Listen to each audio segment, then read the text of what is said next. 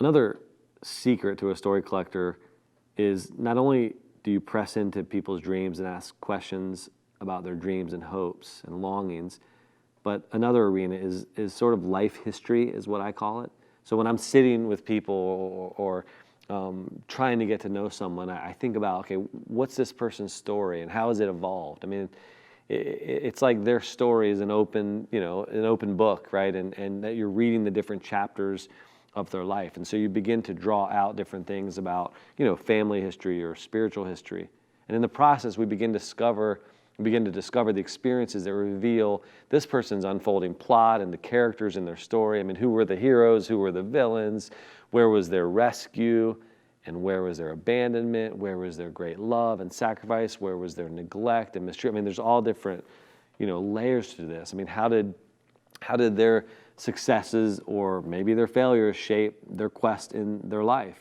And these are things you can press into about someone's life history. And taking time to listen. I mean, I'm always struck by moments when I'm with somebody and suddenly their story starts to come out about their mom or their dad, or they didn't have a mom or a dad growing up, or something they went through in their childhood, or their spiritual background. I mean, all kinds of things that you never really know what really resides underneath the surface and in the history of someone's life. And taking time to listen to what occurred in the space of someone's life can be a powerful medium to make people feel known, to help people feel loved even.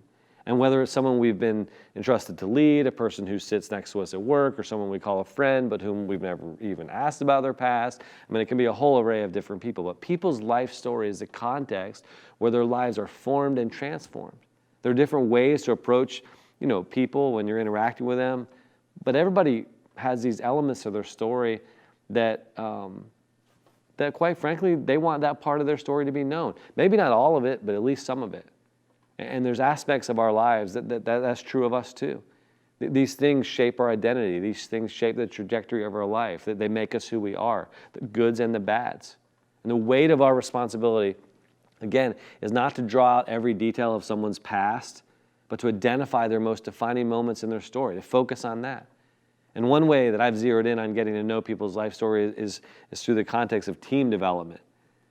In an effort to find what is distinct about people on teams that I have overseen, over the years, I often do retreats, and I'll lead retreats. And one of the things I do that's gone really well is I ask people to bring a 5-minute or less movie clip that captures something about their life story or their life history.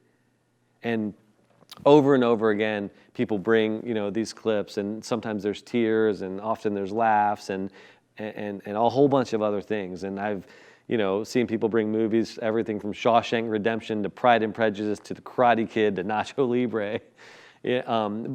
But here's what always comes out, right? Whether it's funny or whether it's sad or whether it's heart-wrenching or whether it's just serious, people walk away feeling deeply known through this experience.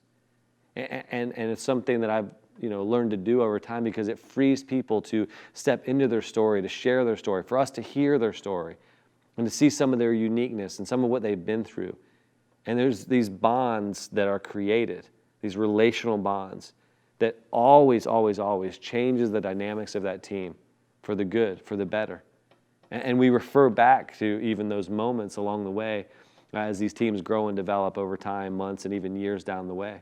And we remember those moments and remember those aspects of someone's story. And I don't know, maybe to some that sounds like, I'm not going to do that. And that's just one way to do it.